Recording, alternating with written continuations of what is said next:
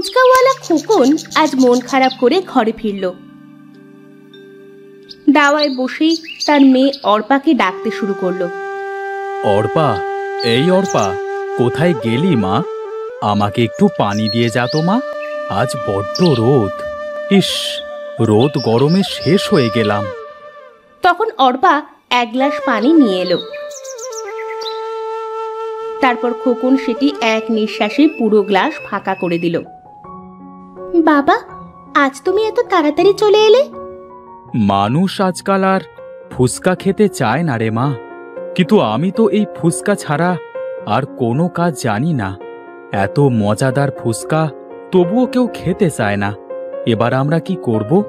আমাদের যে না খেয়ে থাকতে হবে। তুমি একদম ভেবো না, কিছু একটা উপায় ঠিক বের হয়ে যাবে।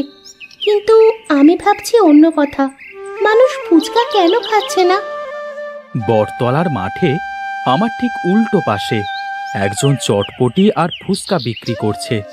স্বাদ আমার ফুচকার মতোই, কিন্তু দাম অনেক কম। তাই তো আমার বিক্রি হয়নি। কি বলো বাবা, এত কমে সে কেমন করে দিচ্ছে? তবে বাবা, আমরা যদি এই ফুচকারির স্বাদ বদলে দিই তবে মানুষ কেন খাবে না? তুই কি করতে চাইছিস মা?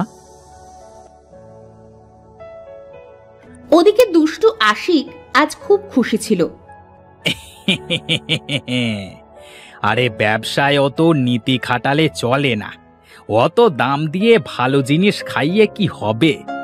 আমার মা বলতো, কামলায় খাবে লাল শাক, আবার ধুয়ে কি হবে? লোকের খাবার আমি তো খাচ্ছি না, তার এত বাজবিছাড়ের কি আছে? আমি আজ একদিনে যা কামিয়েছি, ওই খোকন এক মাসেও তা আয় করতে পারবে না।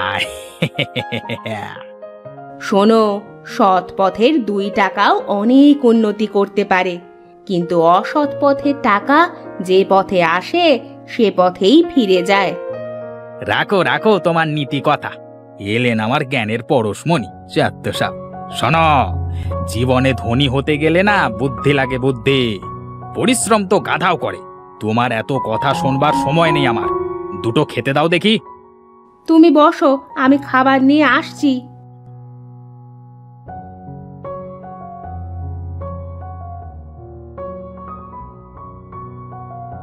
ওদিকে অর্পা আঁটলো দারুণ এক ফন্দি।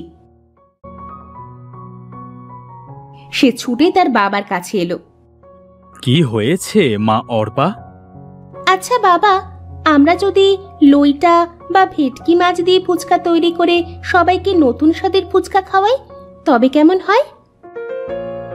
সেটা মন্দ নয়, কিন্তু ফুচকার দাম যে বেড়ে যাবে মা। মানুষ কি এত দাম দিয়ে খাবে বাবা? নিশ্চয়ই খাবে। মজাদার খাবারের সাথে কেউ কখনো আপোষ করে? তুমি কাল মাছের ফুচকা বিক্রি করতে যাবে, আমি সব ব্যবস্থা করব।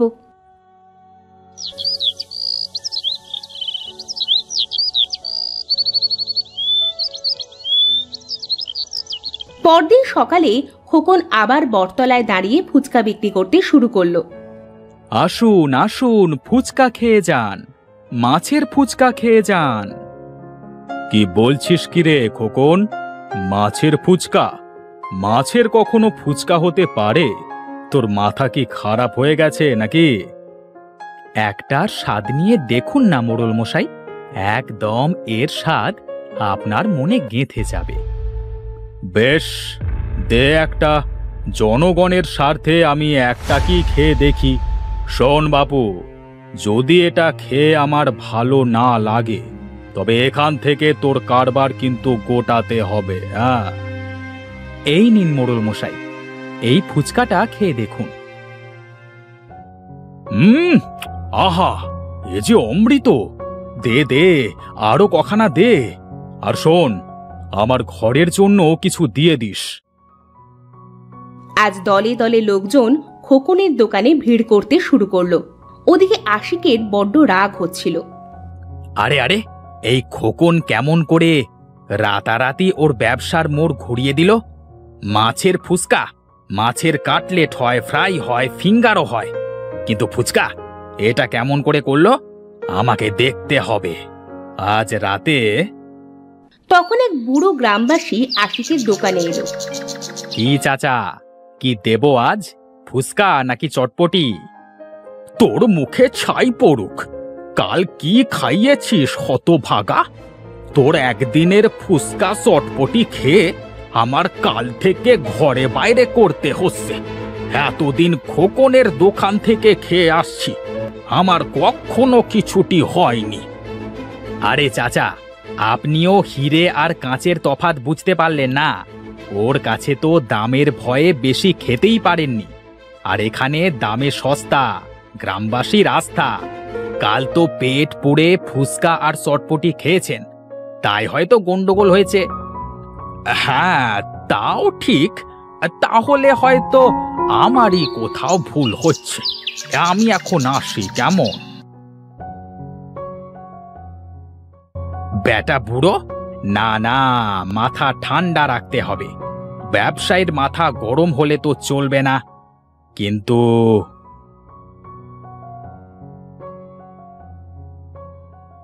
ওদিকে আজ খোকনের অনেক ভালো বিক্রি হয়েছে। সে খুশি মনে আজ ঘরে ফিরল। অর্পাও বাবাকে খুশি দেখে বেশ খুশি হলো। বাবা, তুমি মুখ হাত ধুয়ে নাও, আমি তোমার খাবার বাড়ছি, তারপর আজকে সব গল্প শুনবো। সেসব পরে হবে। এই নে, এই 4টে ফুচকা আমি তোর জন্য এনেছি। আমি তো জানি তুই ফুচকা খেতে কত ভালোবাসিস। এগুলো খা মা। জানিস, আজ অনেক বিক্রি হয়েছে। আমি তো ফেরবার পথে মাছওয়ালাকে কালকের জন্য বায়না করে এলাম। ভালো করেছো বাবা, কিন্তু আশিক ভাইয়ের দোকানে তো আজ বিক্রি হয়নি। ওদের আজ চলবে কেমন করে? হয়তো ওদের আজ বাজারও হয়নি। ঠিক বলেছিস তো। জানিস মা, গ্রামের কয়েকজন বলছিল আশিকের দোকানের ফুচকা খেয়ে তারা পেটের অসুখে ভুগছে। অসৎ উদ্দেশ্য কখনো সফল হয় না বাবা। অর্পা, বলছিলাম কি যে, আর বলতে হবে না, আমি আশিক ভাই আর তার বউয়ের জন্য খাবার নিয়ে যাব। অর্পা সুন্দর করে থালায় খাবার সাজিয়ে আশিকদের বাড়িতে নিয়ে গেল। বাবা এগুলো দিয়েছে ভাবি, তোমরা খেও।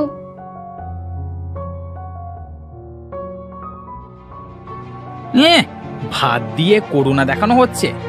আমি কি তোদের কাছে কোনো খাবার চেয়েছি? আমাকে তোরা কি ভিখারি পেয়েছিস?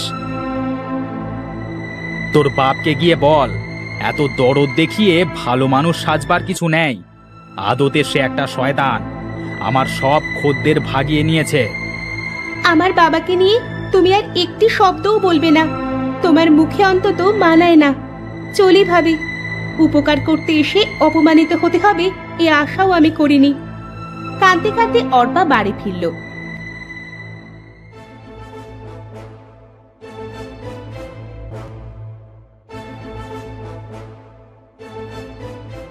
কি হয়েছে মা? তুই কাঁদছিস কেন? আশিক কি খারাপ আচরণ করেছে? দেখ মা, সারা দিন বিক্রি নেই, তাই মন খারাপ।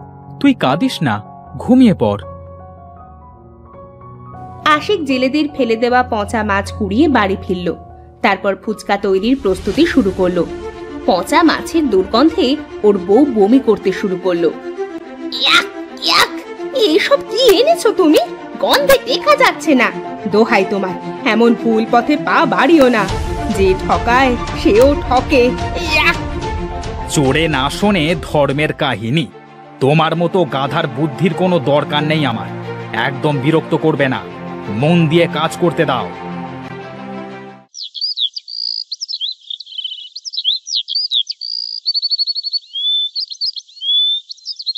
আজও ঘটল একই ঘটনা।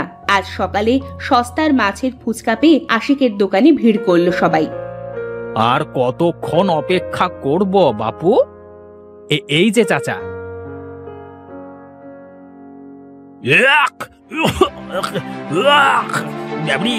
এটা কি? কি হয়েছে? আরে এই বয়সে এত ভাজা পোড়া খেলে তো এমনই হবে।